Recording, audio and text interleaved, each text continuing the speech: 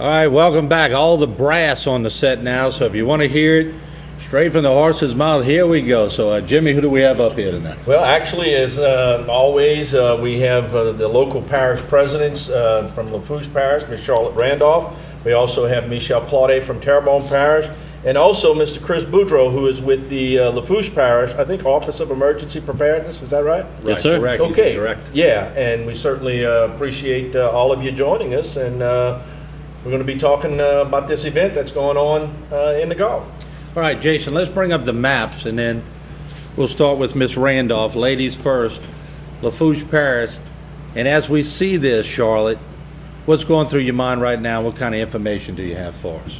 Well, actually, it seems like flashbacks, Yeah. if nothing else. That certainly, if it were more organized, would resemble Katrina as far as where it's situated right now.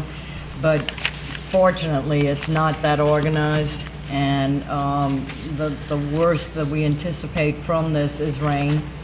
Unfortunately, Lafourche has experienced two major rain events in storms, both Allison and Hurricane Juan, much earlier.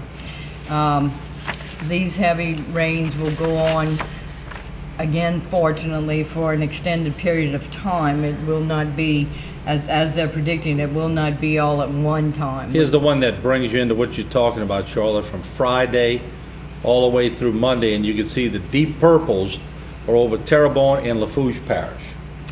That's correct. Families should have a lot of time together this weekend because there's not going to be a whole lot of outdoor activity. We're certainly monitoring this very carefully.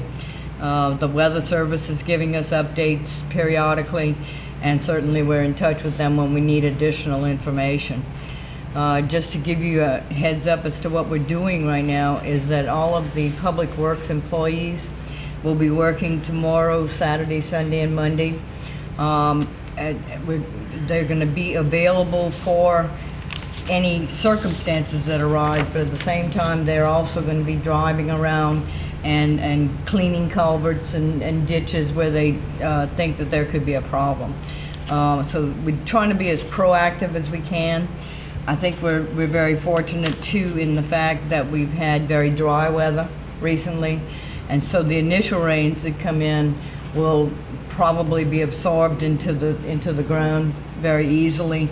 It's just the later rains after that, when the ground is soaked, that we're a little bit concerned about. And certainly our worst area is the one that we keep trying to address, which is the area south of Floodgate and Golden Meadow, LA1. Early today, NOAA talked with us and mentioned the fact that there could be some overtopping of that road, and that's the access road to Port Fourchon as well as to Grand Isle. And that is the point that scares you the most through this? Well, it's certainly always the area of concern. Depending where this thing decides to sit for a while is where we're going to have to concentrate. Now, as you showed on the map, with the purple, it covers Lafourche Parish. Right. So it's throughout the parish, which is why Director Kerry Babin told his employees that he wanted them out all weekend to ensure that we address situations prior to any events happening, or as they happen, we'll be out there as quickly. Okay. Jason, can we freeze it when the purples get at maximum on Friday around 5 p.m. and let's see if we could freeze that, and I'll turn my attention to Mr. Claudet, and sure, a lot of concerns coming your way too. No question about it. Remember, I had a 10.73 inch rain in less than 4 hours during my term, and that was an event I'll never forget. We've done substantial work on all of our pump stations. We've added pumps in areas. We've added reservoir capacity. We've pumped down our systems in preparation of this. And right now we've hauled sand and sandbags to the lower parts of the parish, and we expect to maybe add many different locations tomorrow. Right now, sluice gates and screw gates are being closed all in the lower parts of the parish and have been doing so all day. My staff will be working all weekend. We've topped off all of our tanks for our pumps, and in addition to that, we have portable pumps that are ready and available. We've prepared additional portable signs if need be to prevent people from going in different areas.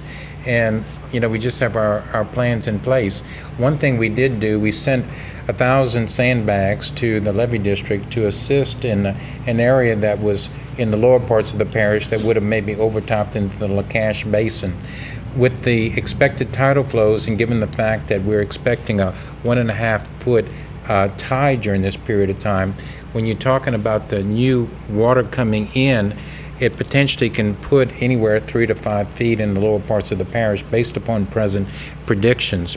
That right now we've done a lot of additional areas, so most inhabited spots will be okay. Of course, you have outside the levee systems, it'll be a problem.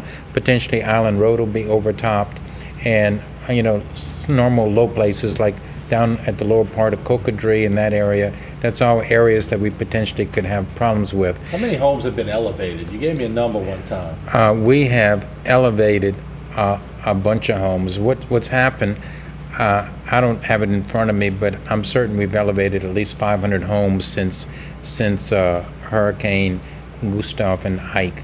We've issued substantial damage letters. Subsequent to that, they get 15,000 initially off of their flood insurance. Then they get another 15,000 when the elevation's completed.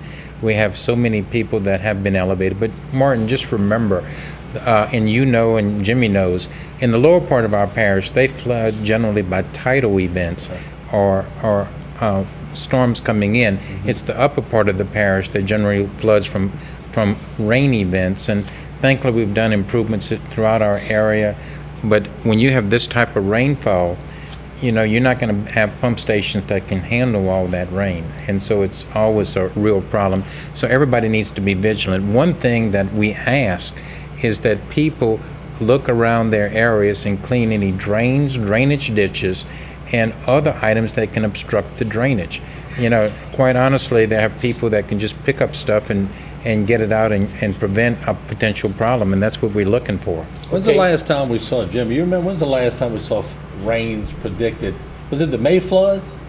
It's been a while, but I know, this is a serious potential rain event. Right. And that's what it doesn't come true. Well, yeah, I mean, we're going to get a lot of rain. I think that's pretty set. Everybody's kind of predicting that part of it.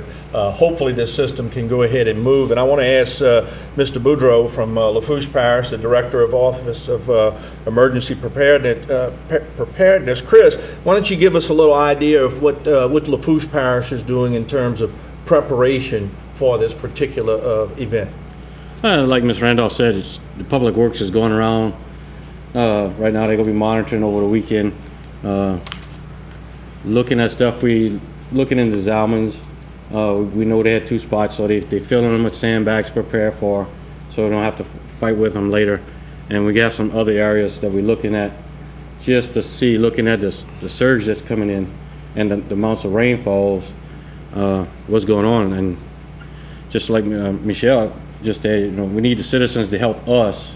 If you see a problem, don't wait till it's too late. Give us a call so we can see what we can to help out, because a garbage can in a ditch can actually cause flooding in somebody's house that can really cause people trouble. So if they can get things and help us get things out of the ditches, out of yards where it doesn't cause a trouble, it gives us time to do the other things we need to do, making the sandbags, delivering sand to different spots wherever we need be, or depends where the situation's at in the parish. Let me ask you this, when y'all have your meetings, your conference meetings with the governor and everybody else, do y'all go by the GFS model or the European model, or both?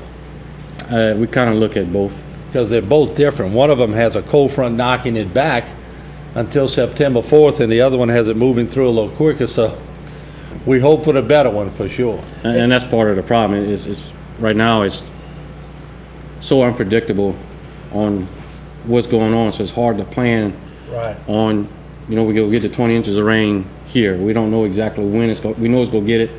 We don't know where, when, and the winds and the storm surge. Because worst case scenario for both parishes on a major storm is going in by that Chafalaya Bay. Right. And you get the maximum part of the surge. So it doesn't exactly show where it's going to come in at or come in at all. And that's very hard to try to plan and predict where we're going. So you got to use worst case scenario and do everything you can throughout the whole parish. Okay. Let me, Michel, let me ask you, what about, I mean, have we reached the point to where we have a state of emergency yet? Is that something that we've declared, or are we going to, or what's your thoughts on that? Actually, we had a conference call and we had a weather report that came out at 11:30 this morning. That's when the rainfall and the surges were predicted. I filed a state of emergency this afternoon. It's been filed and recorded. We've sent it to the governor's office, and that doesn't kick in FEMA.